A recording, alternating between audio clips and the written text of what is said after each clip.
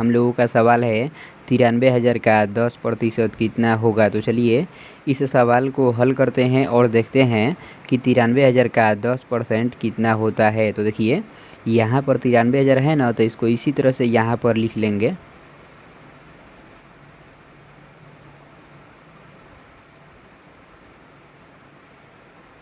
यहाँ पर क्या है आप लोग ध्यान दीजिएगा, हम यहाँ पर भी क्या लिखे हुए हैं देखिए। तो इस का मतलब होता है गुणा, इसी तरह से इस का भी मतलब होगा गुणा, इसलिए इस के लिए यहाँ पर गुणा का चिन्ह दे देंगे। यहाँ पर 10 है तो इस 10 को इसी तरह से यहाँ पर लिख लेंगे। यहाँ पर प्रतिशत का चिन्ह है, आप लोग फिर से ध्यान दीजिएगा, हम यहाँ पर भी प्रतिशत के चिन्ह दिए हुए हैं देखिए।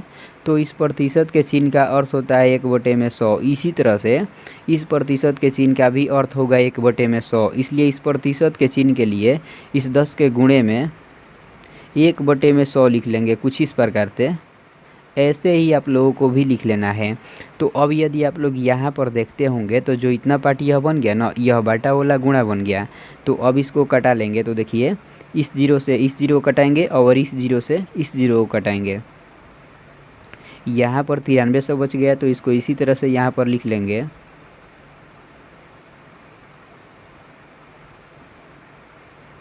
एक गुणे एक तो एक हो जाएगा, तो यहाँ पर एक लिख लेंगे। 9300 गुणे 1 तो 9300 हो जाएगा, तो यहाँ पर 9300 लिख लेंगे। तो यही हम लोगों का आंसर हो जाएगा। तो इस तरह से आप लोग भी इस तरह के प्रतिशत वाले सवाल को बहुत ही आसानी से हल कर सकते हैं।